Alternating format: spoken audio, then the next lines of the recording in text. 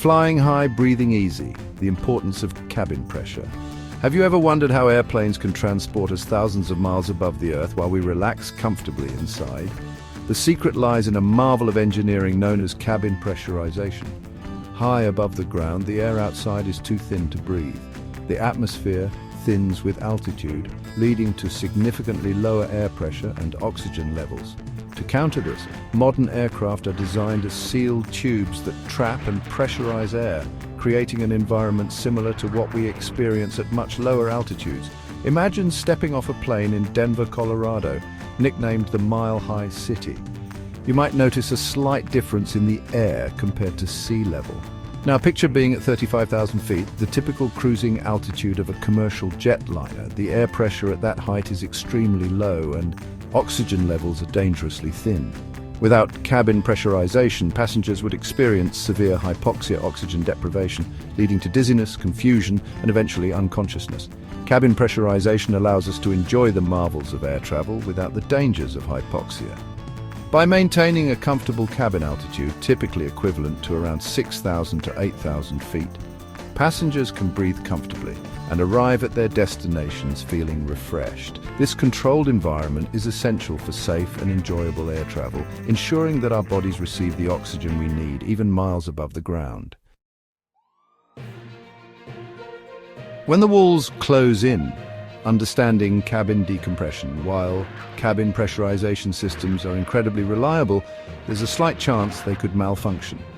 This malfunction could lead to a situation known as cabin decompression, where the pressurized air inside the aircraft escapes into the surrounding atmosphere.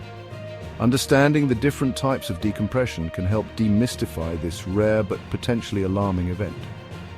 Essentially, there are two main types: rapid decompression and slow decompression. Rapid decompression, also known as explosive decompression, is the more dramatic of the two. As the name suggests, it occurs quickly, typically in a matter of seconds, when there's a large breach in the aircraft's hull. This breach could be due to a structural failure, a malfunctioning door, or damage from external debris. On the other hand, slow decompression is more subtle and might not be immediately obvious to passengers. As the name implies, it happens gradually over an extended period, with cabin pressure slowly leaking out. This leakage could be caused by a smaller, less noticeable leak in the fuselage, a faulty pressure valve, or even a slow leak in a window seal. While rapid decompression might seem scarier, both types can be dangerous if not addressed promptly.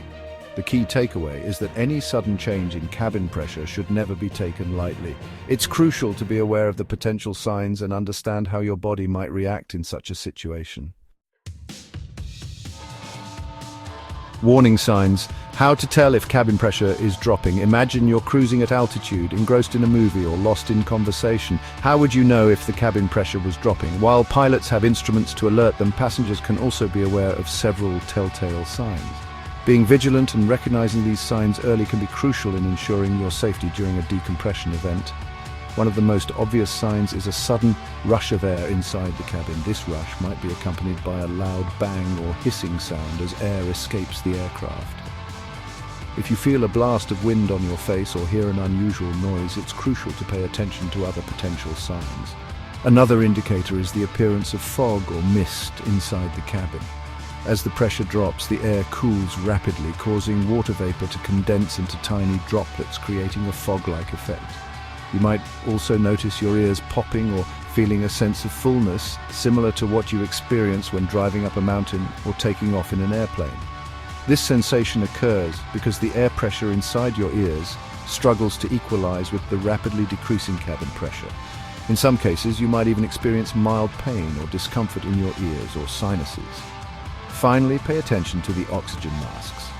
If you see them deploy from the overhead compartments, it's a clear sign that the cabin pressure has dropped and you need to don your mask immediately. Remember, these masks are there for your safety, and using them promptly is crucial even if you feel fine. Thin air and its effects. The body's response to decompression.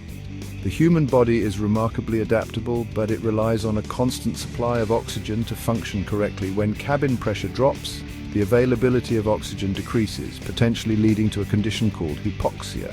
Understanding how hypoxia affects the body can help you recognize the symptoms and take appropriate action.